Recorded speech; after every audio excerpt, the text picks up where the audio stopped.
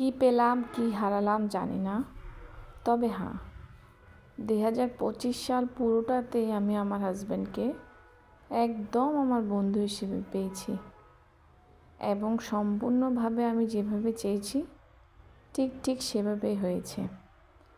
আমি আশা রাখছি 2026 সালেও তাই হবে যা আমি চেয়েছিলাম।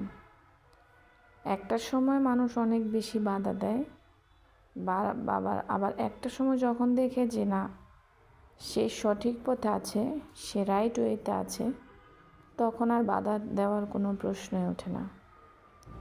তো এই হচ্ছে অবস্থা। আমার 2025 সালে সবচেয়ে বড় প্রাপ্তি হচ্ছে আমি আমার হাজব্যান্ডকে আমার একবারে বন্ধু হিসেবে পেয়ে গেলাম। সো যাই হোক, এই যে হাঁসের মাংস, সাথে আমি বড় আস্তা রসুন দিয়েছি। তো শীতকালে হাঁসের মাংস সবার অনেক প্রিয়, সবার অনেক বেশি পছন্দ। কেউ রুটি দিয়ে খায়, কেউ পিঠা দিয়ে খায়, কেউ অথবা ভাত দিয়ে খায়, অথবা অনেকে আবার হাঁসের মাংস দিয়ে নান রুটি দিয়ে খায়, পরোটা দিয়ে। সো যেভাবে পছন্দ করে। আজকেও রান্না করেছিলাম। বাসায় আমার শাশুড়ি আম্মা আছে, আলহামদুলিল্লাহ। বছরের প্রথম দিন উনি আমাদের সাথে আছেন, এটা আমাদের জন্য অনেক বড় প্রাপ্তি। আর এই যে আমি মাশকালের ডাল রান্না করেছিলাম, মাছের মাথা দিয়ে মাশকালের ডাল, কাঁচামরিচ ধনিয়া পাতা দিয়ে, ভীষণ টেস্ট। এই অবস্থা। আশা করছি 2026 সাল আরও বেশি ভালো থাকবো এবং সবাইকে নিয়ে আনন্দে থাকবো।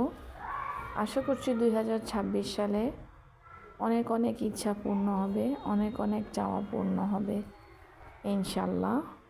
তবে হ্যাঁ, 2024 সালটা আমার জন্য বিশ্রী রকমের ছিল, খুবই বাজে ছিল।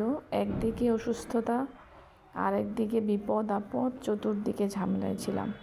তবে হ্যাঁ, অভিজ্ঞতা শিক্ষা একসাথে মিলিয়ে 2025 সালে আমার জন্য দারুণ ছিল।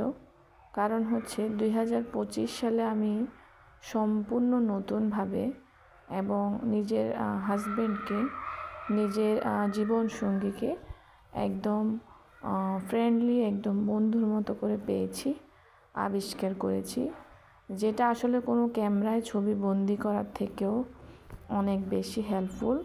এবং শুধুমাত্র ক্যামেরায় ছবি বন্দি করলেই যে স্বামী স্ত্রী ভালো আছে কিংবা ভালো থাকতেছে বিষয়টা তা না। বিষয়টা আন্ডারস্ট্যান্ডিং, বোঝাবুঝি এবং সুন্দর একটা